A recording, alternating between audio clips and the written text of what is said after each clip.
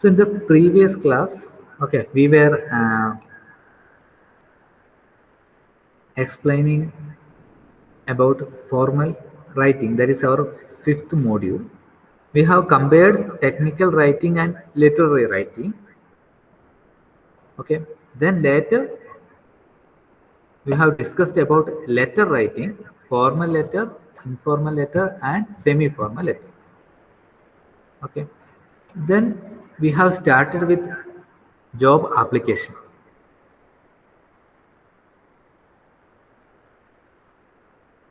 Okay.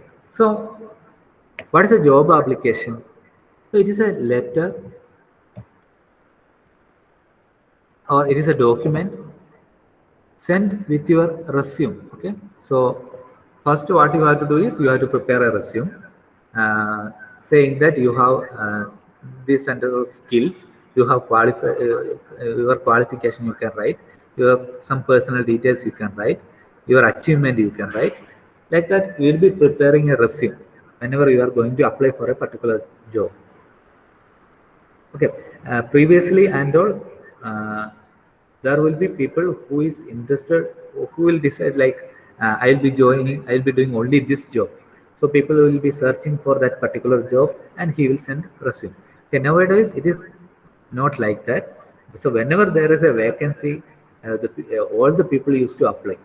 So whenever they are applying for that particular post, they will look into the job profile first. What are the job they have to do there? That they will first refer, and then they will prepare resume accordingly. Most people do like that. Then they will prepare resume accordingly. Okay, so uh, when he is preparing the resume, what he will do? He will prepare in such a way that his resume suit that job profile, the skill or the experience, the qualification, whatever he has matches with the job profile. He will do like that.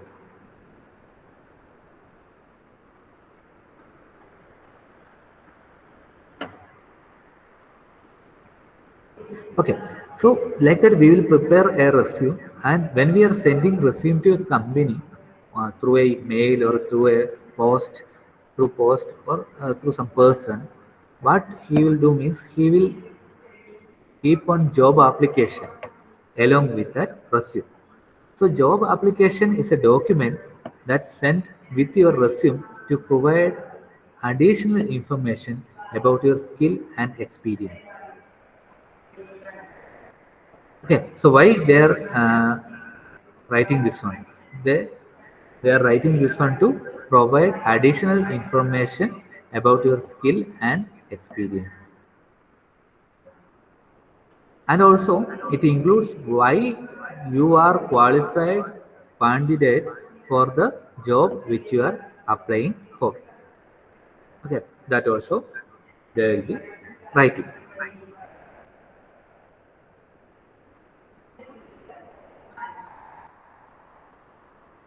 So job application letter should let the employer know what position you are applying for, what make you a strong candidate, why they should select you for an interview, and how you will follow. Okay, so that kind of content you should write. Okay, so when employer is reading that particular document, he should know what position you are applying, and then what makes you a strong one. What are the skills? Not in detail, just you have to write. Okay, what are the skill you have? What are the talents you have that you have to write? Okay, so what you should include when you are writing a job application? Okay. Uh,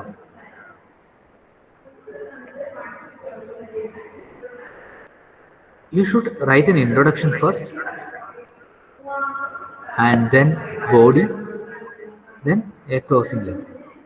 Okay, so introduction means we should include why application is being written. So why you are writing? So I am applying a suitable job. Then you can write the job title in your organization.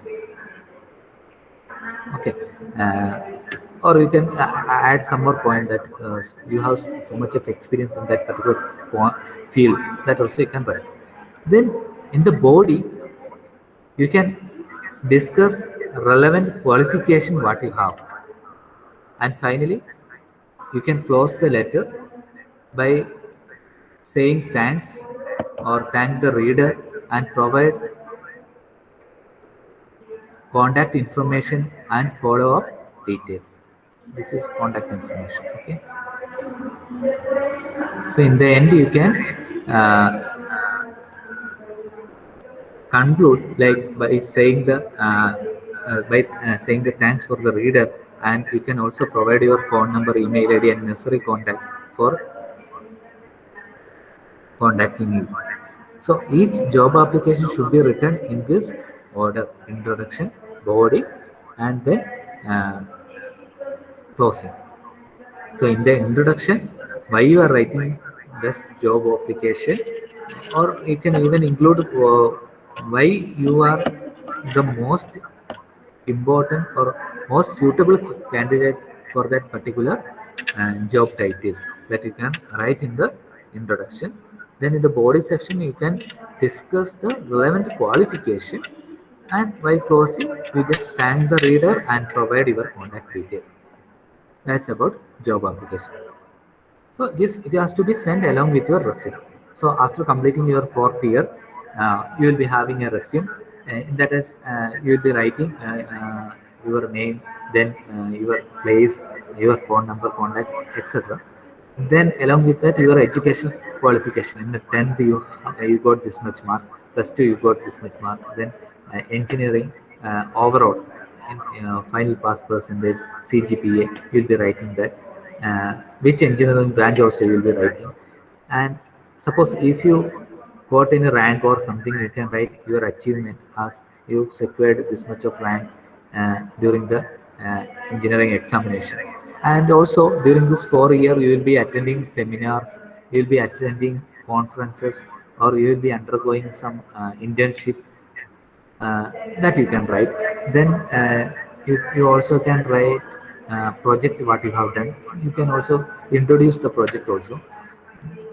That will be writing in the resume. Along with that resume, you will write a job application in this format: introduction, body, and close.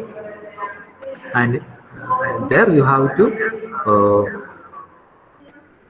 provide additional details about your skill and experience, and also you have to the employer who is reading this should understand to what position for what position you are applying, what a strong candidate you are, and why he should select you, that he should understand.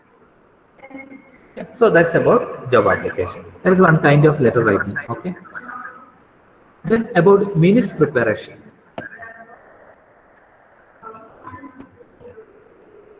Okay, so why I am explaining everything, we are discussing with formal writing. First, we understood what is technical writing and literature writing. Then we have said about job application. Now, next one is minutes preparation.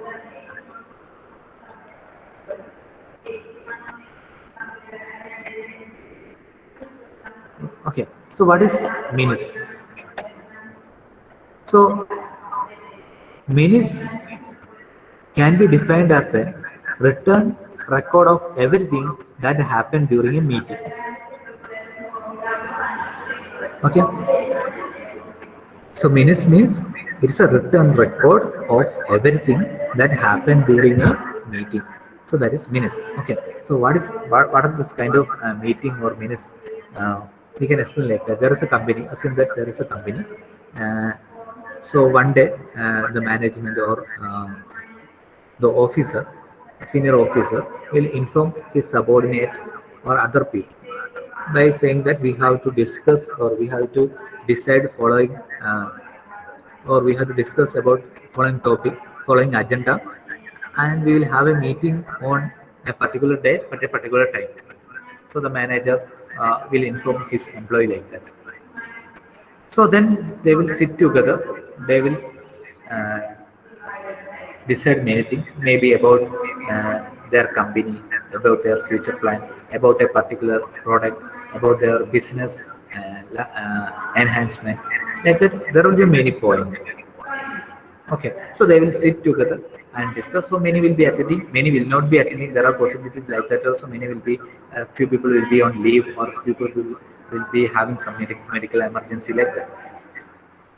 So the people who are all available will sit together and decide what's the outcome of meeting, or decide about that agenda of the meeting. They will have a discussion and they will finally decide uh, a particular solution to all the listed agenda written there. There will be problem, there will be suggestions like that. They will be keep on discussing about each of this agenda, and they will come together into a particular solution. So they will decide something, and this decision has to be informed to all other employees in that particular organization, and sometimes this decision will be a rule, so that it is to be followed. So what they will do means, at the end of the meeting, they will write all the decisions of this meeting, and the people who, or the authority and the people who were in that meeting will sign on that points. So this document, the finally the signed document, which includes all the detailed discussion of that particular meeting, is called minutes, so that it can be given to other people, those who are not in that meeting, and also it acts as a rule, or it's act as a defined rule uh, for the rest of the days or working days. Okay, so again we will read meeting. uh, Minutes can be defined as the written record of everything that happened during a meeting. So these are used to inform people who didn't attend the meeting about what happened, or to keep track of what was decided during the meeting. Okay, and some cases meeting can act as a reference point. Okay, for example, in our college also we used to have a lot of meeting. Uh, so all the people will, staff members will be sitting together, and we will used to decide about your academic calendar, exams, and activities, and internals, etc., attendance issues, that and all together. So once we have discussed, if we get a proper solution for a particular problem or a particular point, we will write it down and it will be signed, so that it will become a rule, or it will be become as a reference point. Okay. For example, when a meeting outcome impact other collaborative activities or project within the organization, so we need to have such minutes. Okay. Meeting can serve to notify individual of tasks assigned to them and or timelines. Suppose it is an industry and they are taking a project. Okay, so the chief of of that particular company will have a meeting with his subordinate, uh, and this subordinate also will be having a lot of assistants. Okay, so what they will do means, they will divide all this work. One project means there will be a lot of things, designing, construction, like that, lot of subdivision will be there. So the people will allot these uh, jobs to uh, this subordinate, and they only will be performing the related jobs about that particular work. Okay, but particular project. So they will sit in the meeting and decide who has to do this job designing, who has to do the construction, who has to go to the site management, who has to handle the uh, finance details. Like that, they will sit and decide in the meeting, and that task will be assigned to each of the employee of that company, few of the employee of that company, and they will write it in the minutes, so that the people who is working that organization, if they read, if they come, then they will come to know about their particular work during that particular month or year. Okay, so like that, decision, all such kind of decision will be taken place during a meeting, and it will be recorded as a minutes.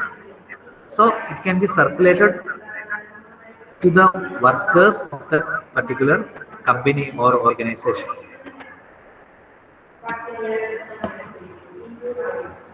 Okay, so there are some format for minutes. Minutes should include title of the group, that is meeting, okay, the date and time and venue, uh, the name of those who attended, and person recording the minutes.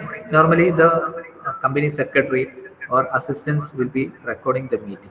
Okay, the people who is discussing won't be writing down the important point. Like that, they won't. They will be just noting down few points only. There will be secretaries, so they will be listening to each of the points and they will write it down. They only preparing the meeting, and finally it will be approved or signed by all the participants in the attended the meeting. Okay, so minutes include title of the group. So the for a particular, if you take a company or an organization, there will be n number of departments. So each of this department will be having a may have a meeting. So this should include who is that particular group. For example, if you have a HOD meeting, we'll write HOD meeting. If you are having a meeting with the principal, we'll write like principal meeting, like that. Okay, so it should have a title of the group, that is meeting, then date, time, venue. This is very important, date, time, and venue, because this minutes are very important, because it is based on that minutes only the work of that company goes on. Okay, and name of those who attended the meeting and the person recording the minutes and the agenda, everything, all the details will be having. Minutes should follow the order of the agenda. Okay, the person who is calling that particular meeting should have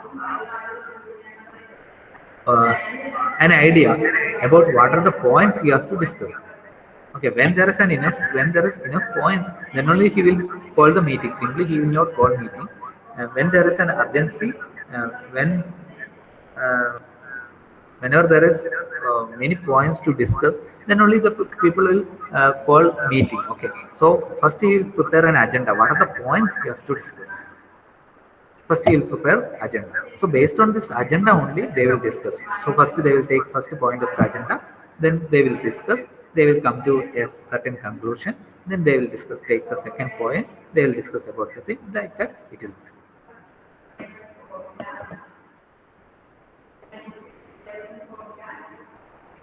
Okay, don't report the details of discussion, especially who said that. So in minutes and all, we will not write name of the person who said that particular point. Like that, we will not write. We will write only the conclusion. This was the decision taken by that particular group. Okay, if suppose we write a decision like that, the people who is reading will come to that we only suggested that point. Sometimes he will he will feel angry on us. Like that, there is a lot of problem will come. So the real person, or during the minutes preparation, they will write only the decisions of the meeting, not like the particular person said this one, this particular person said that one. Like that, they won't write.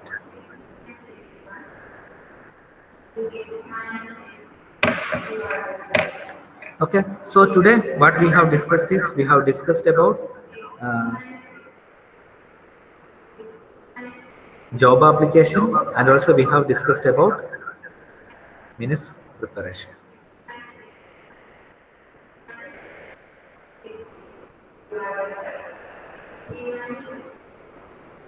Okay, next we will discuss about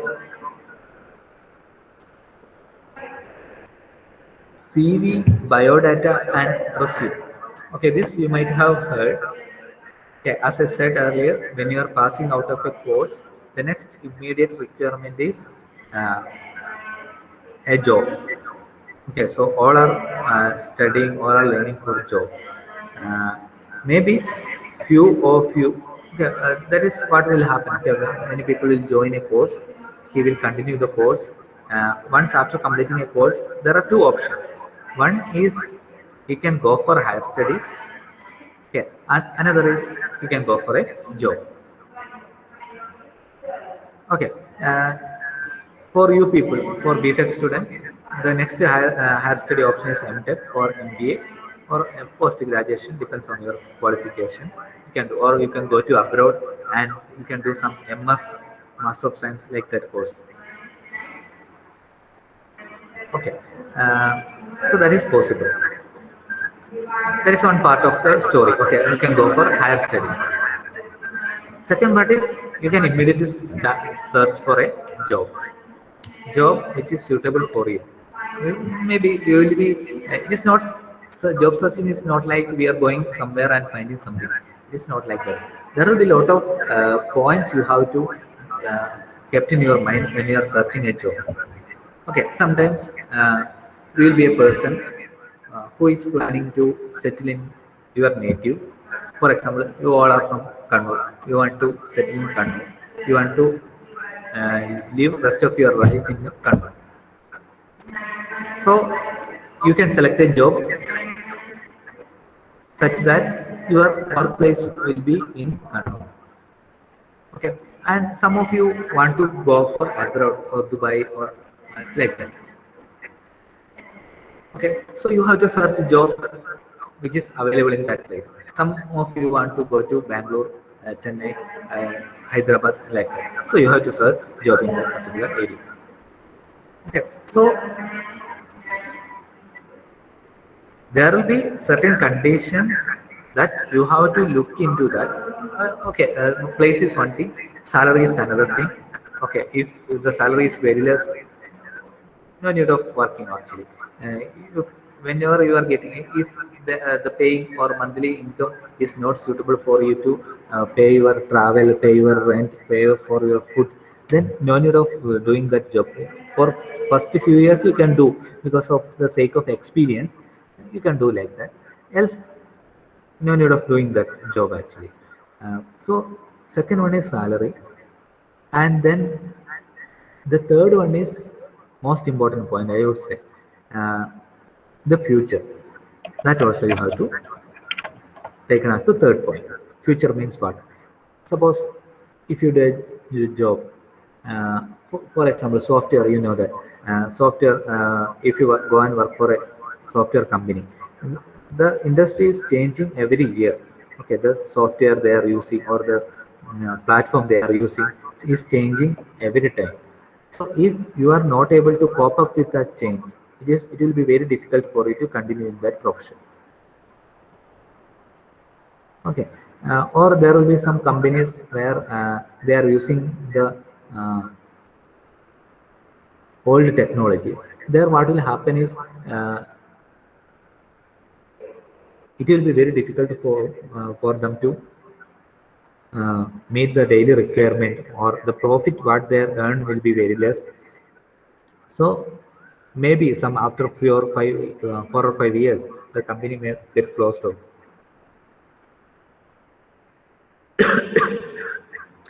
So like that, there are many conditions you have to look into when you are searching a job. As I said, one is place of work, salary, then future of job. These are the some points you have to look into. Okay, so you will be preparing whenever you are applying for a job after your course. You have to apply with any of this biodata, CV, resume. Okay, these three, if you look into that, all are used for applying a job, but there are some difference between this biodata, CV, and resume. Okay, personally, I want to tell you that by the end of your course, 4 year course, beta course, what you have to do is you have to get experience in some of the uh, technology which is related to your field. Okay, for example, if you complete the course by learning all this syllabus, all the practical labs and all, there will be n number of colleges in Kerala and Tamil Nadu and Karnataka, all over India. So the people who are applying, there are a huge number of people will be applying for a particular job. So you should have some highlight in your resume so that the particular employer select you. So what you can do? You can go for a few courses related to your engineering field. You can done some courses, you can expertise in that one. So if your job, if that company's job profile suit that experience, surely you will get the job. The person, when there are a lot of questions, the people who is interviewing will ask question tough questions like something related to that particular field, particular job profile. So if suppose you know that one, you will be selected. Yes, you won't be. So better, what you have to do is whenever at the end of 4 year of course, what you have to do is you have to get some skill that is related to your field. Sometimes maybe some design, maybe uh, uh, you can go for building design, or you can go for uh, uh, this planning, preparing planning and all, plan and all, that that kind of thing. Or there will be some software they are using for design and or for drawing plan, etc. That you can learn your own, or you can go outside. There will be teach, coaching institute. They will be conducting only this course, or you can learn online. There are a lot of options like that. Okay, that is okay. So now we are going to discuss about what is the difference between biodata, CV, and resume. Okay. So what is biodata? It is called biographical data. Okay. It is a document which mainly contains personal fact about a person. Personal fact, that is very important in this. Personal fact about a particular person. Sometimes with the personal factor, it also contains educational background, professional background, skill, hobbies, interest, strength, potential, and achievement of a person. So the most important thing is a biodata is a document which mainly contains personal fact about a person. The personal fact in the biodata include person's height, weight, father's name, mother's name, gender, complexion, caste, religion, okay. Then nationality, permanent address, date of birth, marital status, etc. That is complete personal details. Okay. So sometimes, only few times, sometimes it will contain some what we can call educational background or professional background, skills, hobbies, etc. So most of the time, a biodata means it is biographical data. Okay, it focuses on uh, like height, weight, father's name, mother's name, like that. Few personal information. That is called biodata. So normally you want be writing a separate biodata. You will be adding with your resume or something. These small details and all you will be adding with your resume. You won't be writing separate biodata when you are applying job. Okay. And next is CV, curriculum vitae. It is a Latin word meaning course of life. It is a more detailed than a resume. Okay, that is one important point. More detailed than a resume. Generally, 2 to 3 pages. CV lists out every skill, all the job, position held, degrees, personal affiliation the applicant has required, and the chronological order. And in the chronological order. CV is used to highlight the general talent of a candidate than a specific skill for a specific position. Okay, so who will write the CV? CV will be mostly written by experienced people. So a person who has worked in two, three companies, and he is now trying to go and work into another company. So he will write all the technical experience, all the skill he has acquired during his education and during his experience in the previous company in detail. Okay, that means it includes every skill he has, all the jobs and position held. Okay, that means related to his work. Okay, so he might have worked in a software for 2 years. He might have developed so many projects. So all this detail comes into that. Then his degrees, professional affiliations, etc. Okay, so this is CV is mostly prepared by experienced people, and when he wants to change his uh, job from one company to another company, so that it is written in detail. Okay, what are what are qualifications he has? Then for each for, uh, and his work experience. So each position, what are the work he has done in different company, he will highlight everything. Okay, the last point is also important. CV is used to highlight the general talent of a candidate than a specific field for a specific position. So when you are applying for the first time after BTech, you will be preparing resume in that in such a way that you are applying for that particular specific position. Okay, software. So if you know the particular software, you'll be applying for that particular job.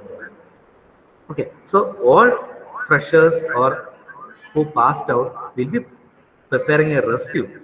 The person who has experience, they will be preparing curriculum with. That is the difference. Okay, what is a resume? Resume is a short summary of your skill, education, experience, and accomplishment, ability, and talent that plays a vital role when you like to become top businessman, like to do non-profitable job or profitable job or a government job. It is a short summary of skill and education and accomplishment and ability and talent. Normally, it is of one page. Okay. So, what is the difference between curriculum vitae and resume? Curriculum vitae is little more detailed than a resume. Okay, who will prepare a resume? The person who passed out, freshers will prepare resume, or who passed out the course, or who has very less experience will prepare a resume. Who will prepare curriculum vitae? Who has experience, who has done a lot of very important jobs in different company. He will prepare curriculum vitae when he want to change the job.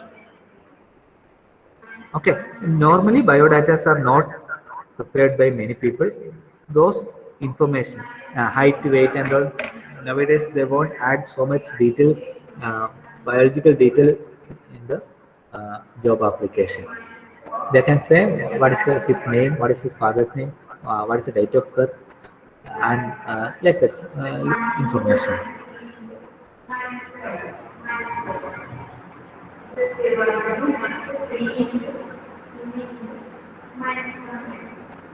Okay, let me take the attendance.